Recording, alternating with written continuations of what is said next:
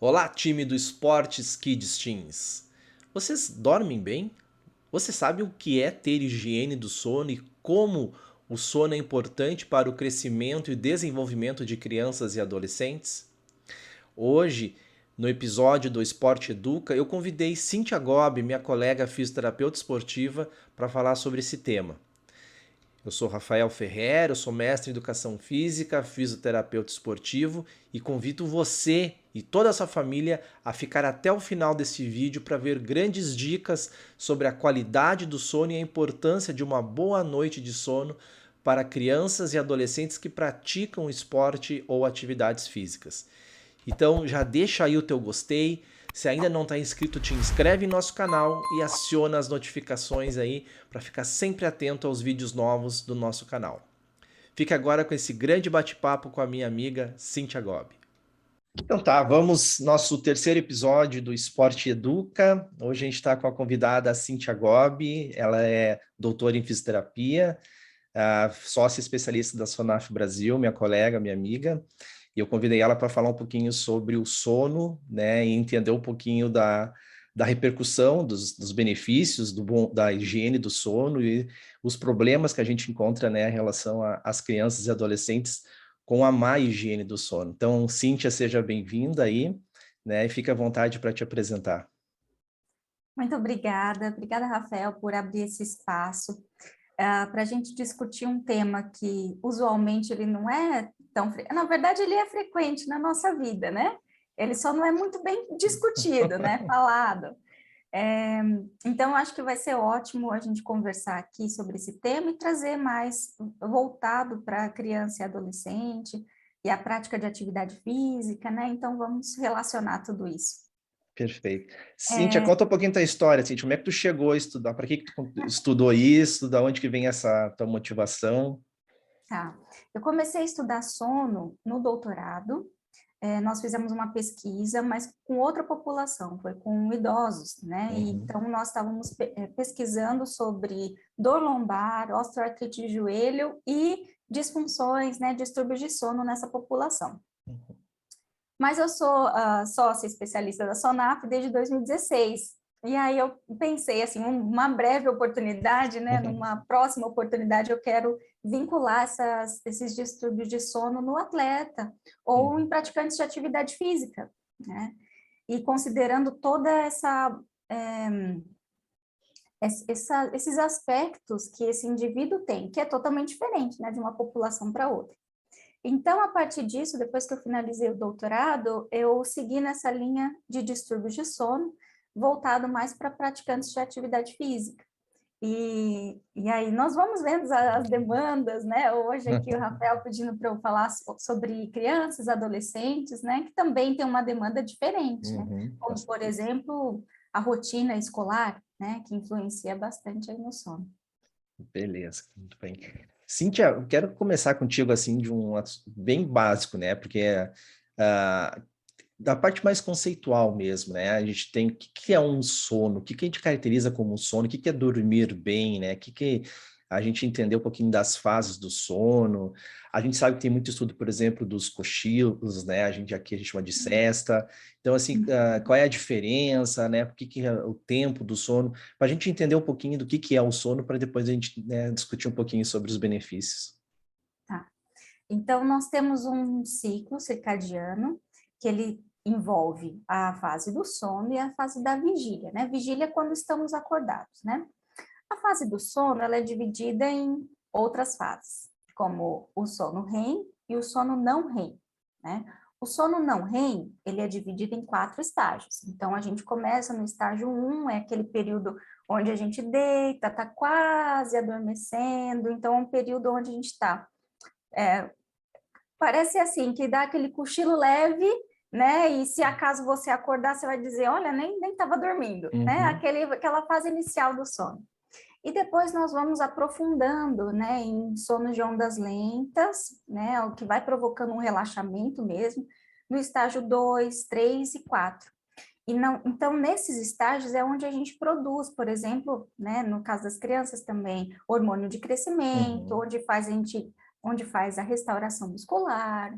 Então, é uma fase bem de relaxamento e reparação do organismo, né? Em seguida, nós temos o sono REM, que é o sono onde nós temos um movimento rápido dos olhos e a atividade cerebral, ela está ativa como se a gente tivesse acordado, né? Porém, estamos dormindo. Então, são duas fases diferentes aí, né? Sono REM e sono não REM. E no sono REM, especificamente, nós temos os sonhos também, a fase onde a gente sonha mais, porque a atividade cerebral é maior. Uhum. Então, nós temos essas fases aí, né, para um bom entendimento do que é dormir bem, é importante, necessário conhecer as fases do sono, né? Você me perguntou sobre o que significa dormir bem. Então, durante uma noite de sono, a gente faz cerca de 4 a 5 vezes esse ciclo, né, nesses 4 estágios e o sono REM. Então, 4 a 5 vezes a gente repete isso. E, na verdade, um sono adequado é um sono reparador, quando você acorda muito bem, né? Olha, eu acordei descansado, estou me sentindo bem, né?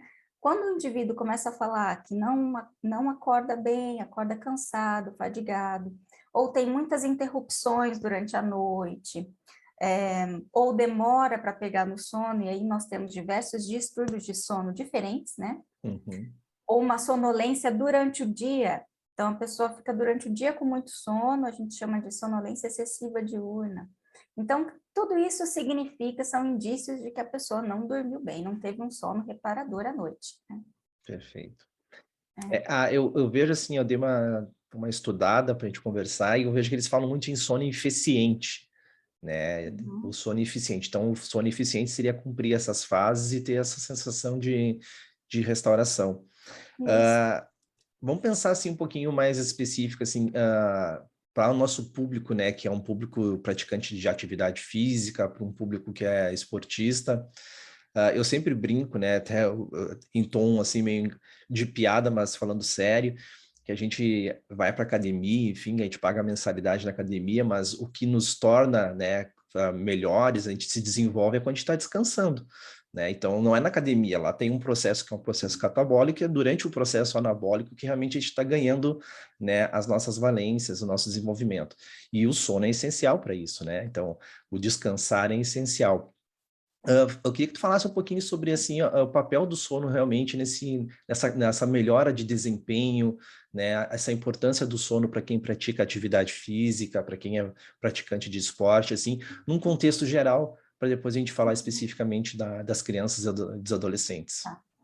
O sono, ele tem um papel muito importante em diversos segmentos, na verdade, né? Cognitivo, imunológico, né? Muscular. Então, vários estudos já comprovaram que as pessoas que dormem mal ou que estão em privação de sono, por exemplo, passei essa noite inteira acordado, estou em privação de sono, não dormi, né? Quais são as consequências disso?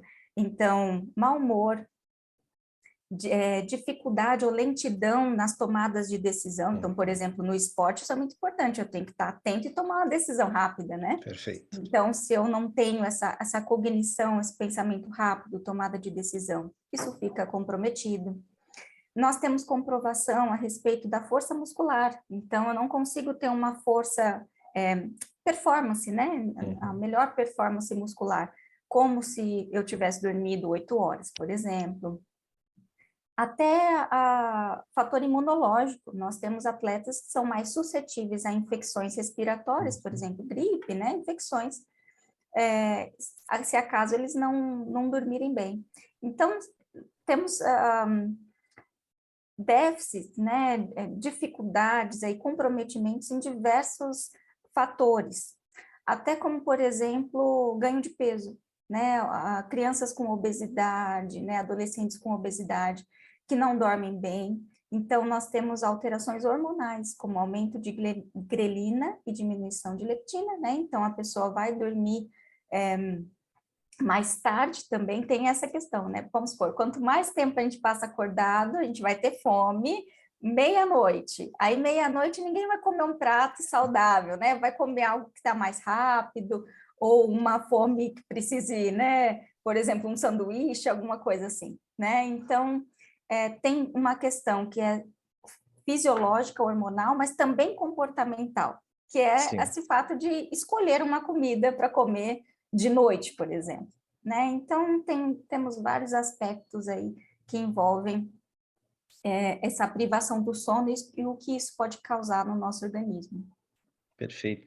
A Cíntia, até vou falando agora específico de crianças e adolescentes, né, a gente sabe que tem recomendações de tempo, de duração do sono, enfim, mas a gente também sabe que a gente vive numa geração, né, muito vinculada a telas, uma geração, né, eu aqui tenho dois pequenos, dois filhos, a gente, mesmo profissional da saúde, a gente, né, tem muita dificuldade, né, e eles têm, assim, essa consciência da necessidade de ter a prática de atividades, eles são bem ativos, graças a Deus, mas é uma geração que nasceu com a tela na frente, né? Então eu sempre falo assim, a ideia é a gente tentar se ajustar e se adaptar essa realidade. Eu não tenho a intenção de tirar as telas deles, até porque faz parte hoje do processo de aprendizado deles, né? Uh, esses hábitos, né, que a gente tem na nossa sociedade atual, principalmente para criança, assim, quanto que isso está interferindo no sono, né? Tu falaste lá anteriormente de distúrbios do sono, quais são os principais, assim, que a gente tem visto, né, agora mais especificamente nessas crianças e nos adolescentes? Bom, vamos lá, então. A parte das telas, né? Isso tem, sim, impactado bastante em distúrbios de sono, na qualidade do sono e eficiência do sono, né? Um dos distúrbios mais comuns é a insônia, então a dificuldade de iniciar o sono. E isso é muito relacionado com o uso das telas, porque tem uma pesquisa aqui da Associação Brasileira de Sono, voltada para adolescente, e eles têm um dado que 94% dos adolescentes entrevistados, eles utilizam as telas antes de dormir. Então, por exemplo, fica no celular até dormir, né? E isso atrasa o período de início do sono, porque o celular, ele tem uma luz, luminosidade, onde o nosso cérebro entende que ele precisa inibir melatonina, ou seja, não Uhum, vem, né? Não inicia o sono, né? A certo. produção de luz está lá estimulando o cérebro o tempo inteiro. Então, uma recomendação para esse caso seria retirar o uso das telas, e aí tablet, celular, televisão, até 7 horas da noite para as crianças, né? E aguardar mesmo o início do sono para dormir mais ou menos entre 8h30 e 9 horas, para que elas possam, por exemplo, aquelas que estudam pela manhã, Uhum. possam ao menos ter algumas horas com um sono mais representativo, assim, né? Com uma eficiência melhor. Até porque as crianças entram de manhã às 7 horas da manhã, né? Então é bastante cedo, Sim. É, até né? assim, e é importante ter essa rotina, né? Algumas rotinas devem ser mantidas, né? Eu sempre falo também assim, quando a gente conversa com pais, o pai tem que ser amigo, mas o pai tem que ser pai, e pai às vezes tem que ser chato, né? De cobrar. E a gente sabe que nem A sempre vai rotina é ser muito importante. e a rotina do sono, né? Então, aqui, por exemplo, a gente tenta sempre, claro, quando tem fim de semana, tem visita de vô e vó, isso muda um pouquinho. Mas 9 horas é o horário deles deitarem, porque eles sabem, né, que eles acordam às 7, 6h30 da manhã. É um horáriozinho deles de acordarem sempre. Eles dificilmente acordam depois Uhum. disso. Então a gente tenta manter, né? Porque até os 12 anos, que é a faixa etária que eu tô com os dois aqui, o meu tem 5 e tem 9, eles têm que dormir de 9 a 12 horas. Então eles têm Uhum. que manter esse período. E a importância da rotina até para criar esse hábito, né? Então, né? Exatamente. Porque se ficar deixando, eu vejo muita dificuldade assim em pais e amigos, eu não consigo, né? Eu não consigo fazer ele dormir cedo. Ele vai dormir quando ele realmente está cansado, né? E porque não se deixou, não se treinou esse hábito, né? Não se criou esse hábito, né, para criança e para adolescente. Exatamente. Isso é uma rotina também, é uma educação voltada ao sono, né? Uhum. Realmente, se ficar com o telefone, né, com o celular até altas horas, não vai ter sono mesmo. Então, tem que se programar para dormir, né? Faz parte. Ter um ambiente escuro, silencioso, né? Trocar a roupa de cama, ter tudo ali adequado para que a pessoa possa dormir, né? Isso para todos, mas especialmente para as crianças que precisam de uma rotina. Eu estava lendo, também pesquisas sobre isso, que falaram que 59% dos adolescentes, eles dormem 6 horas, mais ou menos, em média, durante os dias de semana que tem escola. Então, seis Uhum. horas é pouco, né? Uhum. E aí eles compensam no final de semana. Então, no final de semana pode dormir um pouquinho mais, aí vai até 8 horas, né? Mas se você for analisar, 6 horas, 8 horas também não é muito. Sim, Então acaba realmente tendo uma redução da qualidade do sono, né? Principalmente nessa fase de crescimento, né? Onde é necessário tanta coisa importante, né? claro. E Cintia, assim, ó, aí tu falaste, claro, a gente está falando de um público mais específico, né, para que faz atividade física, esporte, mas em relação ao próprio crescimento, né, tu falaste dessa produção hormonal, é necessário ter isso, e tu citaste antes, assim, que a questão, a criança, né, o sobrepeso, a obesidade, isso interfere no sono, e a relação contrária existe também, por exemplo, assim, essa má qualidade do sono também interfere no desenvolvimento, no crescimento, as características físicas, quais são as principais doenças que ela pode estar, né, potencializando com essa má higiene do sono. Com certeza. Bom, a gente pode citar algumas coisas, vou citar as que eu mais estudo, né? Uhum, Então, por exemplo, obesidade é um fator muito relacionado, né, a disfunções do sono, e aí tem um fator também que é a disfunção do sono específica, é a apneia, né, que é relacionada ao aumento da circunferência do pescoço, uhum, e também lesões esportivas. Então, por exemplo, esse indivíduo que dorme mal, ele tem um risco a mais para fazer lesões no esporte, né? Entre várias, traumáticas, não traumáticas também, né? uhum. Então, nós temos consequências bem negativas, né, a respeito da má qualidade do sono, tanto para o crescimento, como para lesões, ou para outros eventos, né, como, por exemplo, obesidade. Nós temos estudos que falam sobre eventos cardíacos, né, em praticantes de esporte, aumento do risco de evento cardíaco. Uhum. Perfeito. Não, e é até importante falar isso, né, porque a gente fala da geração atual, da sociedade atual, e a gente caracterizava algumas doenças como doenças de adultos, né? Então, tu falaste, por exemplo, antes de osteoartrite, né, que é a artrose do joelho, artrite do joelho, quadros, né, cognitivos, emocionais, a ansiedade, Uhum. depressão. A gente vê hoje que cada vez mais prevalente em adolescentes, então, isso impacta também nessa qualidade e tem relação também com essa qualidade do sono, né, com essa que está dentro de um hábito de vida geral, né? Com certeza. Num estudo que nós desenvolvemos aqui, nós avaliamos os atletas durante o período competitivo, que também é outra situação, né? Uhum, Avaliar durante o ano, onde não há competição, e durante o período competitivo, que aumenta a ansiedade, né, em conquistar, né, em vencer, né? E a maior parte dos atletas que nós investigamos, né, conversamos, eles relataram má qualidade do sono. Isso foi possível ver através dos questionários. Então, no período competitivo, então, ainda maior. Bom, agora tu me deu um gatilho para puxar uma próxima aqui, que é de avaliação. A gente tem questionários validados para o sono.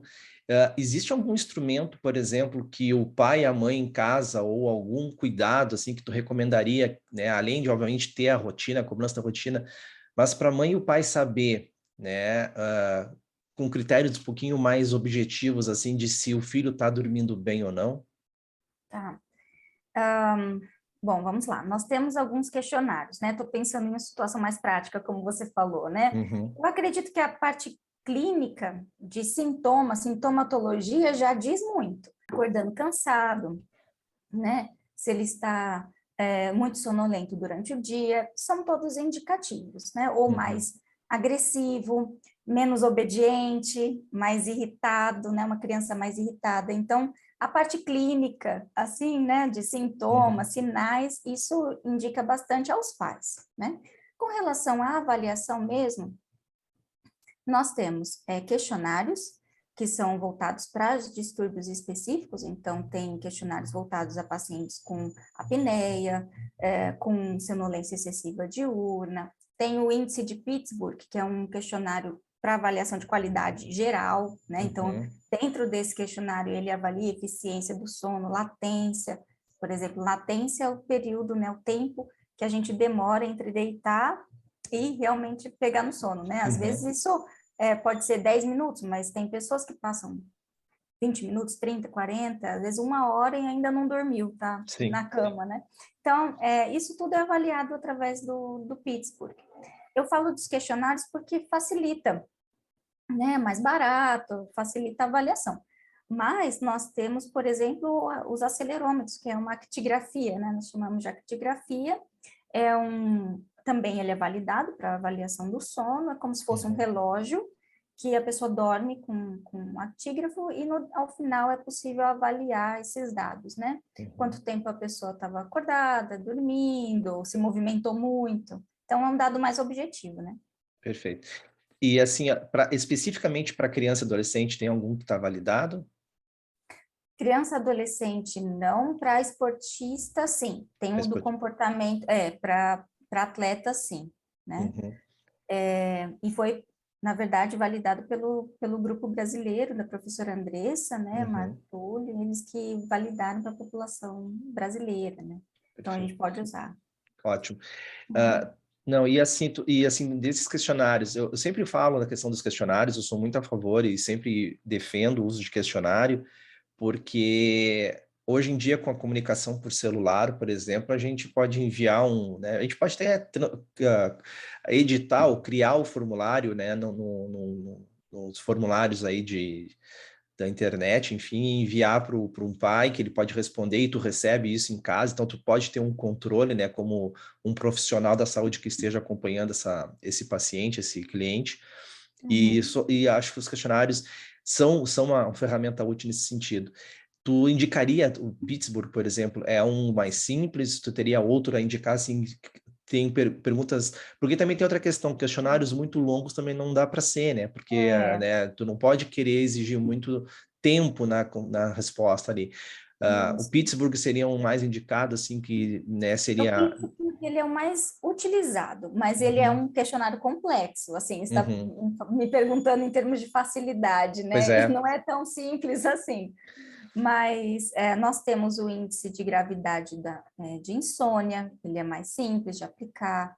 O Epworth é bem simples, que é um questionário de sonolência excessiva diurna, então é bem rápido, questionando assim perguntas do dia a dia, né?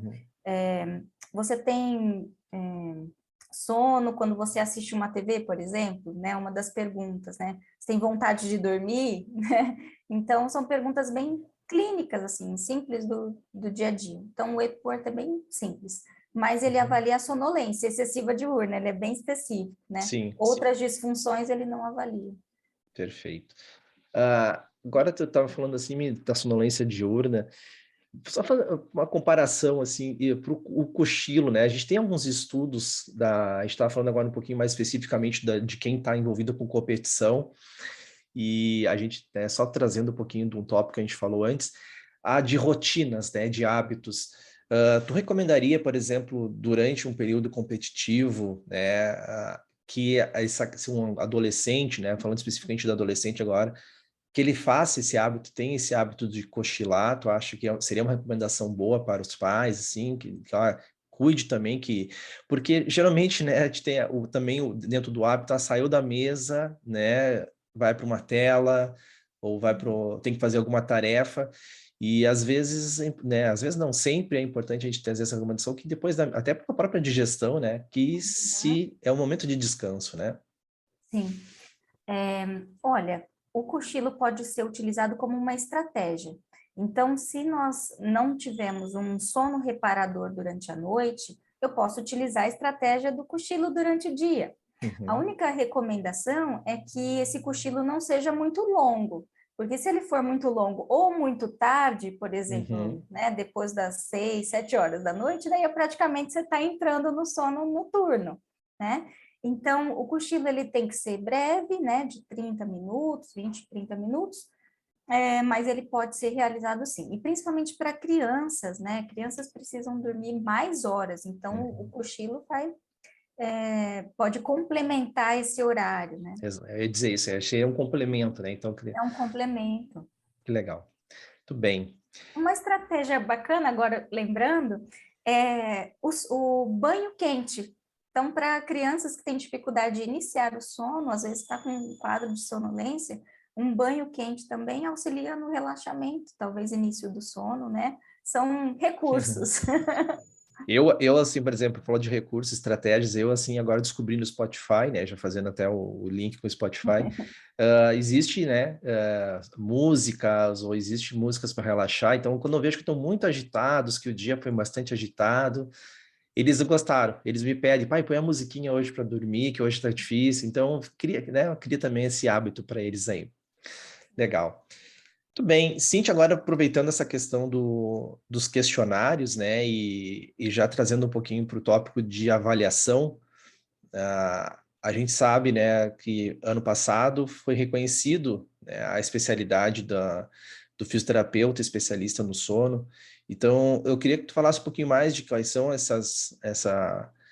os objetivos, né, dessa especialização, dessa especialidade, né, que o fisioterapeuta pode ter e de que forma, além do questionário, o fisioterapeuta pode avaliar um paciente com distúrbio do sono. Tá. Então vamos lá, né? Como você disse mesmo, é uma especialidade nova, um reconhecimento novo, né? É bem ampla a abordagem dentro do sono, pode trabalhar o fisioterapeuta ou profissional de saúde, né? Ele pode trabalhar dentro da parte respiratória, até com o uso de CPAP, por exemplo, né? Para dormir, nos casos de apneia, ou talvez laudando, por exemplo, laudos de polissonografia, né, analisar esses dados da actigrafia que nós falamos, que é um método, assim, objetivo, né, mas um pouco mais simples do que a polissonografia, que é o padrão ouro, né. Então, laudando, trabalhando com esses resultados de exames, né, e também atuando nos distúrbios mesmo. Então, o que que eu posso fazer para melhorar a qualidade do sono desse paciente, ou dessa criança, do adolescente, né? Então, lembrando que sempre o profissional de saúde que trabalha com sono, ele vai pensar, não só que trabalha com sono, né, mas vai pensar no modelo biopsicossocial, né, o contexto daquele indivíduo. Então, ele treina, é um atleta, é um jovem atleta, ele treina à noite ou muito cedo de manhã, né? Qual é o esporte que ele pratica? Como é que está a questão da alimentação? Então, se tiver toda uma equipe multiprofissional, melhor Melhor. ainda, né? Então, olhar mesmo esse indivíduo mais num contexto maior para tomar essas decisões, né? E aí, sim, se for necessário, até o médico do sono faz uma avaliação, aí tem indivíduos que vão precisar de, tomar melatonina, outros não, às vezes só com as mudanças de comportamento já melhoram muito, né? Então, tudo depende de uma avaliação mais ampla, né? Era Perfeito. isso mesmo? Não, essa é a ideia, assim, né? Né? Até para a gente, não sei se todos os colegas fisioterapeutas sabem ou sabiam dessa especialidade nova, né? Então, é um campo que se abre, né? Acho que é importante a gente tocar nesse assunto. Cíntia, vamos pensar assim, tá? Ele tem um diagnóstico de distúrbio do sono, né? E às vezes, né, como tu mesmo comentaste, não é um diagnóstico isolado, né? Existe todo um contexto, toda uma situação de, ó, pode ter uma patologia aí associada, uma doença associada. As principais recomendações, por exemplo, para intervenções, né? Que o fisioterapeuta, né, poderia intervir, de que forma, quais são exercícios, quais são as outras estratégias de intervenção para um paciente que tenha diagnosticado um distúrbio do sono. Tá. As primeiras recomendações ou intervenções, elas são orientações. Então, a primeira coisa que a gente pode fazer, e não só fisioterapeutas, mas profissionais de saúde no geral, é recomendar a higiene do sono, né? Então, o que é a higiene do sono? São algumas estratégias para ter um sono mais efetivo, como, por exemplo, evitar bebidas estimulantes, como café, por exemplo, muito de noite, né? Isso ativa mais o nosso organismo, nos mantém mais acordados. Então, ou até mesmo uma comida muito pesada na janta, e aí eu fico lá bastante tempo fazendo a digestão daquele alimento, né? E isso vai atrasar o meu sono também, pode dificultar o início do sono. Outras questões mais do ambiente, como, por exemplo, um local silencioso, escuro, confortável, né? O máximo que a pessoa conseguir ali, nas condições que ela tem, de ter um ambiente adequado, né? Evitar beber muita água de noite também, porque senão eu vou acordar para ir ao banheiro, né? Então tem essa situação. O que mais que nós podemos pensar em higiene do sono? Posicionamento. Nós sabemos que o posicionamento para dormir, na verdade, não existe um único, como a Uhum, pessoa se sentir mais confortável. Mas nos casos de dor, então, às vezes o paciente tem dor noturna, né? Dor no ombro, então, aquele paciente que tem dor no ombro, dorme em cima do ombro. Então, nós, uhum. como fisioterapeutas, também podemos pensar numa posição mais confortável para que esse indivíduo durma melhor, né? Então, algumas dicas para ter um sono de melhor qualidade. Muito bem.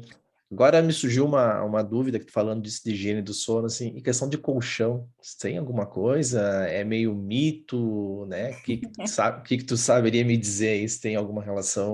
Colchão confortável, que seja confortável, só isso. É, a gente fala muito, por exemplo, das corridas, né? A questão do tênis e do sono, o colchão. Tem algumas questões assim que acabam se exagerando na a No questão um efeito pouquinho disso, né? na questão de como propagar, né? A questão disso. Então, acho que é interessante tu ressaltar isso que o confortável, né? E a sensação de confortável ela é individual, né? Então é Isso. importante, né? A gente não tem um padrão de colchão para todo tipo de pessoa. Outra coisa que nós não comentamos, mas faz muito sentido, principalmente para os jovens atletas, é o treinamento, a prática de atividade física de acordo com o cronotipo, né? Nós não falamos Uhum, sobre isso. Então, cronotipo é aquele período que você se sente mais desperto, né? Com melhor energia. Então, por exemplo, tem pessoas que são bem matutinas, né? De uhum, manhã tá com muita energia e produz bem. Tem pessoas que são mais vespertinas, então mais ao final da tarde elas têm uma produção melhor, né, depois do almoço, por exemplo. perfeito. Então, adequar isso também é importante, mas nós sabemos que nem tudo gira em torno disso, né? Às vezes o jovem atleta aí tem competição à noite, né? No Uhum. futebol tem muita competição à noite, às vezes estende, então isso pode atrapalhar um pouco.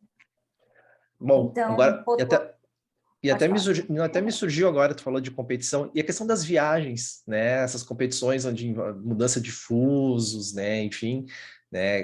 Como é que a gente pode, a gente sabe que interfere, como é que a gente pode minimizar, né? O efeito essa alteração de fusos horários, das viagens, na qualidade do sono?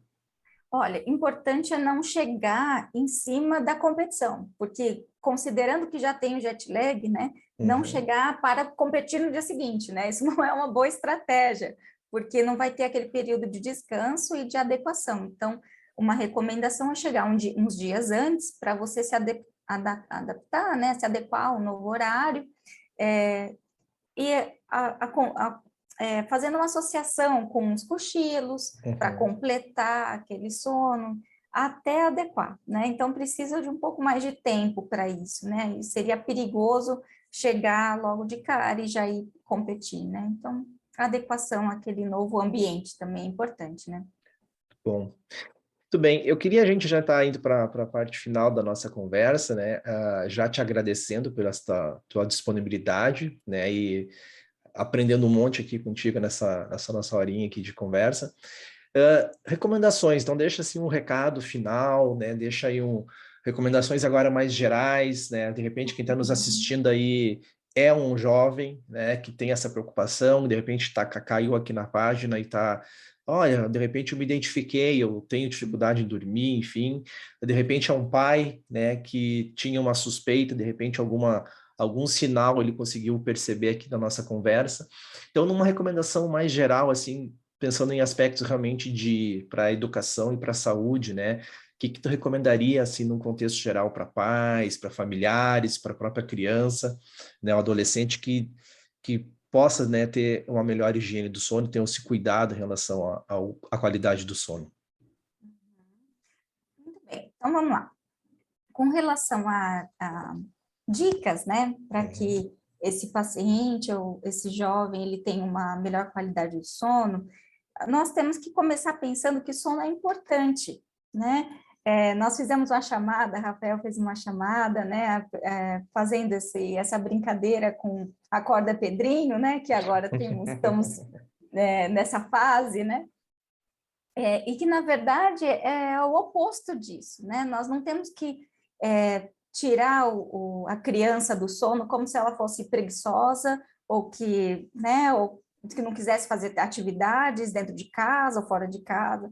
Na verdade, não, o sono é muito importante para todo mundo e para as crianças essencialmente, né? Então, entender o sono é o primeiro passo, principalmente para os pais, né?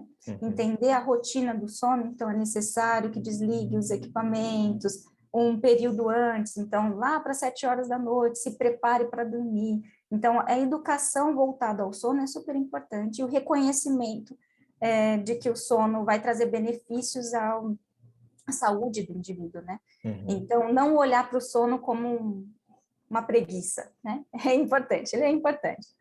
Para os profissionais de saúde, nos cabe a educação, né? Então, trazer isso dentro de uma avaliação, porque às vezes os nossos pacientes chegam com dor, né? As crianças chegam com dor, com lesão. Então, qual é o contexto que você está inserido, né? Você está dormindo bem? Tem algumas outras alterações, como, por exemplo, de humor mesmo. Nós costumamos mais avaliar, não dar diagnóstico, né? Não da física, mas a gente avalia sintomas de ansiedade, como você está ansioso diante dessa dor, dessa lesão, só que a gente não pergunta sobre o sono, você está dormindo bem, né? Então, o seu sono está sendo reparador, então, entrar com essas perguntas para os nossos pacientes, né? Então, como profissional de saúde, a gente tem que trazer essa educação e englobar o tema sono para a saúde das pessoas, né? Muito bem. São essas minhas recomendações. Ótimo, excelente. Cíntia, te agradeço, tá, enormemente aí a tua disponibilidade, a tua atenção, aí a tua participação, tá? Eu sei que o tema a gente tem muito ainda a discutir, eu acho que dava para a gente ficar aqui muito mais tempo, né, tentando esmiuçar alguns detalhezinhos, especificar algumas coisas, mas acho que o recado fica dado, e isso que tu falaste, assim, né, a gente não tratar sono como preguiça, né, então, né, dormir, tá dormindo um pouco mais, às vezes o corpo tá pedindo aquele descanso, a gente tem que respeitar um pouquinho disso, né, e saber ouvir, saber entender, né, a criança, adolescente, né, essa necessidade dele dormir bem ou dormir mais. A gente vai voltar com certeza a discutir isso em outro momento, a gente vai ter outras chances aí para a gente ter esse bate-papo, né? A Cíntia, ela também faz parte de uma liga esportiva, ela tem atividades, ela tem produção científica em relação a esse tema. O link aqui, para quem quiser conhecer um pouquinho mais do trabalho da Cíntia, tá aqui na descrição do vídeo, fica o convite, né? Fica a recomendação. E te agradeço e uma próxima vez aí a gente volta a conversar, quem sabe um outro tópico relacionado aí ao sono. Tá bom, Cíntia? Muito obrigado. Muito bom, muito obrigada, Rafael. Foi um prazer, uma honra discutir esse tema aqui com você e espero que tenha colaborado, né, com o seu certeza. canal e com as dúvidas. Com certeza. E se tiverem mais dúvidas, a Cíntia aí está à disposição, com certeza, Instagram, depois aqui na descrição do vídeo você tem acesso, né? A gente deixa outros contatos aqui para a Cíntia, tá bom? Grande abraço a todos e obrigado.